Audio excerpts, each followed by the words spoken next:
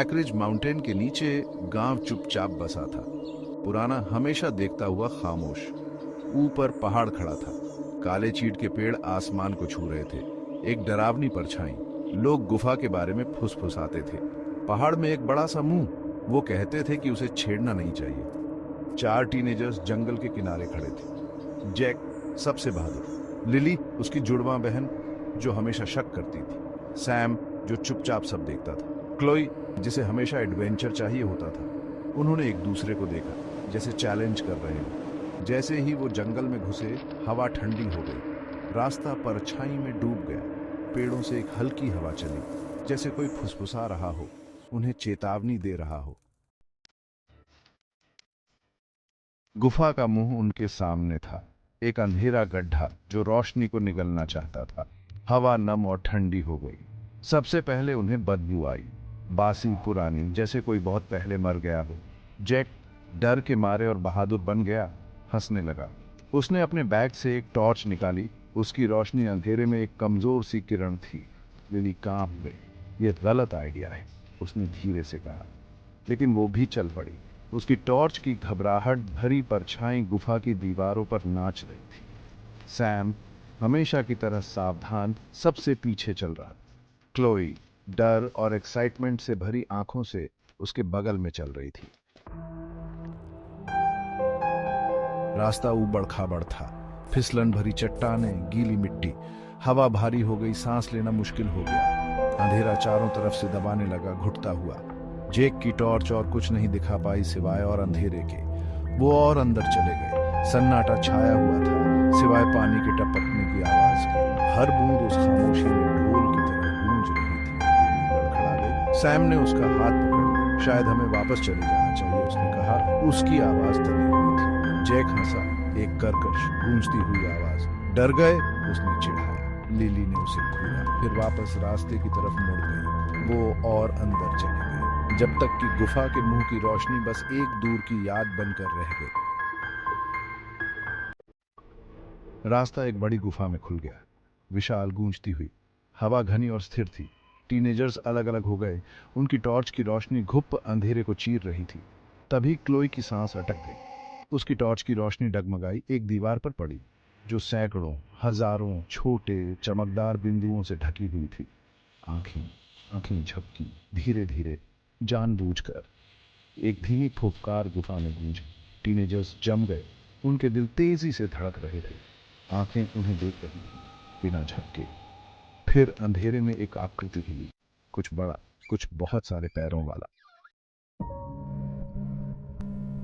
5वां भाग, रेंगने वाली चीजें, एक चिटचिटाने की आवाज, फिर एक और एक और। अंधेरे से आकृतियां निकली, जमीन से सटी हुई, अनगिनत पैरों पर रेंगती हुई। उनकी आंखें एक अजीब अंदरूनी रोशनी से चमक रही थी। पीले सफेद शरीर टॉर्च की रोशनी में चमक रहे थे। वो एक अजीब सी लचक के साथ चल रही थी, टीनेजर्स को घेरते हुए। लिली चीख पड़ी। जैक ने अपनी टॉर्च से उन जीवों पर वार किया। वो उसके हाथ के चारों ओर बिखर गए, चिटचिटाते, फुफकारते हुए। वो पीछे हट गया, डर आखिरकार उसके दिमाग में घर कर गया। क्लोई जमी हुई खड़ी थी, उन जीवों की भयानक सुंदरता से मंत्रमुग्ध। सैम ने, उसका चेहरा पीला पड़ गया था, उसे वापस खींच लिया। उन्हें भागना था। इधर! सैम चिल्लाया, गुफा की दीवार में एक संकरी दरार की ओर इशारा करते हुए। वो उसकी तरफ भागे। जीव उनके चारों ओर झुंड बना रहे थे। जैक क्लोई को धक्का देकर आगे निकल गया। उसका डर दहशत में बदल गया। वो उस दरार से निकल गया, उसके पीछे नहीं। सैम ने क्लोई को दरार की ओर धकेला।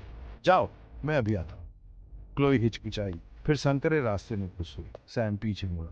वो अंधेरे में जीवों को नहीं देख सकता था, लेकिन वो उन्हें सुन सकता था। उनकी चिटचिटाहट से गुफा भर गई थी। उसने एक कदम पीछे लिया, फिर एक और। रास्ता तंग था, घुटन भरा। क्लोई अंधेरे में रेंगती हुई आगे बढ़ी। उसके घुटने खुरदुरे पत्थर पर रगड़ खा रहे थे। वो अपने आगे दूसरों की आवाजें सुन सकती थी। उनकी आवाजें संकरी दीवारों के कारण धीमी थी। फिर उसे अपने बैग पर एक झटका महसूस हुआ। वो जम गई। चिटचिटाने की आवाज अब पास थी। वो मुड़ी, देखने की कोशिश की, लेकिन सिर्फ अंधेरा था। उसने फिर खींचा। इस बार जोर से। उसका बैग फट गया। वो आगे की ओर लुढ़की, अपने हाथों और घुटनों पर रेंगती हुई दूसरों तक पहुंचने के लिए बेताब। लेकिन रास्ता बंद था, एक बंद गली। लिली और जैक रास्ते के अंत में दुबके हुए थे। वो क्लोई के धीमे रोने की आवाज, उसके हाथ पैर मारने की आवाजें सुन सकते थे। फिर सन्नाटा, एक भारी भयानक सन्नाटा जो उनके ऊपर कफन की तरह छा गया। लिली ने अपना चेहरा अपने हाथों में छुपा लिया। उसके चेहरे से आंसू बह रहे थे। जैक अंधेरे में देखता रहा। उसका चेहरा पीला और थका हुआ था। वो उन्हें यहाँ लाया था। उसे इतना यकीन था कि ये मजा आएगा, एक कहानी सुनानी। अब वो हमेशा के लिए इस सन्नाटे से डरा रहेगा। वो सन्नाटा जो उसके दोस्त के अंत की चीख थी। जीव वापस चले गए। उस अंधेरे में जहां से वो आए थे, उन्होंने कोई निशान नहीं छोड़ा, सिर्फ सन्नाटा और डर की गूंज। गुफा वहीं रही, एक खामोश, हमेशा देखती हुई। नीचे गांव सो रहा था, बेखबर। टीनेजर्स फिर कभी नहीं दिखे। ब्लैक रिज माउंटेन गुफा की कहानी बढ़ती गई, लेकिन सच्चाई और भी अजीब थी।